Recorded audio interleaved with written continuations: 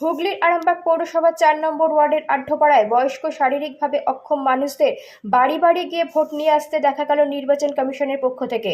বয়স্কদের ভোটদানের জন্য হাজির হয়েছিলেন বিভিন্ন রাজনৈতিক দলের প্রতিনিধিরা। পুলিশি কড়া নিরাপত্তার মধ্য দিয়ে নির্বাচন কমিশনকে সামনে রেখে শুরু হয়েছে শারীরিক অক্ষম এবং 85 বছর বা তার বেশি বয়স্ক ভোটারদের ভোট গ্রহণ। নির্বাচন কমিশনের একটি টিম বাড়ি বাড়ি গিয়ে এই সকল ভোটারদের ভোট সংগ্রহ করছেন আরামবাগে। এই দিন আড্ডপাড়ার বাসিন্দা গীতারানী আড্ডর বয়স 92 বছর। তার বাড়িতে গিয়ে ভোট সংগ্রহ করে নিয়ে গেলেন নির্বাচন কমিশন। 24 আওয়ার্স আরামবাগের রিপোর্ট।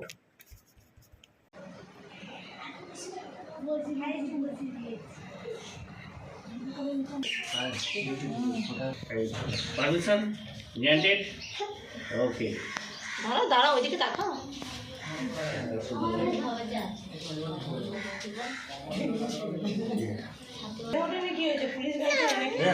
তোর ছবিটা দেখি না, তোর ছবিটা কিরকম হয়েছে একটু দেখবি না?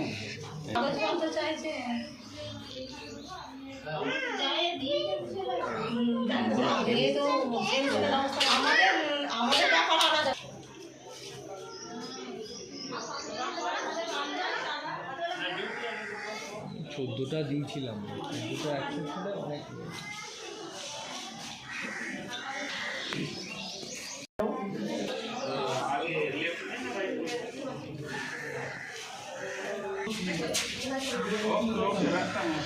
মানে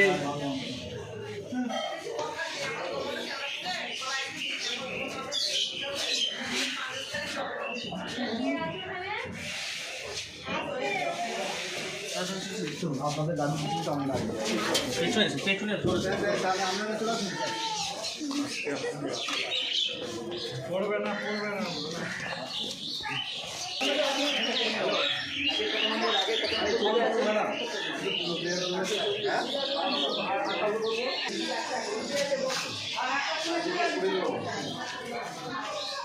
কি বলবেন? আপনার বৃদ্ধ মা ভোট দিলে কি বলবেন? বাড়িতে এসে ভোট নেওয়া হচ্ছে, খুব ভালো। এটা এই যোগাযোগটা খুব ভালো। বৃদ্ধ মা তার ভোট ল্যাব চলো না, যাকেই ভোটটা ঠিক জায়গায় পড়লো, অথচ কাজে দেখলাম আমাদের সামনেই সেটা হলো। এটা আমরা খুব খুশি। গণতান্ত্রিক যে ভোট এই বয়সেও প্রয়োগ করলেন না আপনার মা। বাড়িতে এসে নির্বাচন কমিশনের সদস্যরা এসেছিলেন? এসেছিলেন, প্রত্যেকে এসেছিলেন, এসে তাদের কর্ম করলেন। এতে দেখে আমরা খুব খুশি হলাম। আপনার নাম? আমার নাম তারনাথ আড্ড। মায়ের নাম? মায়ের নাম গীতারানী আড্ড। মায়ের কত বছর বয়স? মায়ের 92 বছর বয়সে। 85 বছরের ঊর্ধ্বে যে সমস্ত মানুষের বয়স, ভোটারদের বয়স 85 বছরের ঊর্ধ্বে যারা শারীরিকভাবে অসুস্থ, নির্বাচন কমিশনের নির্দেশে তাদের ভোটটা বাড়িতে হচ্ছে। এটা এক প্রকার বলা যেতে হলে দুয়ারে ভোট হচ্ছে, বা বাড়িতে এসে নির্বাচন কমিশন, জাতীয় নির্বাচন কমিশন তারা এই পদ্ধতি করেছেন।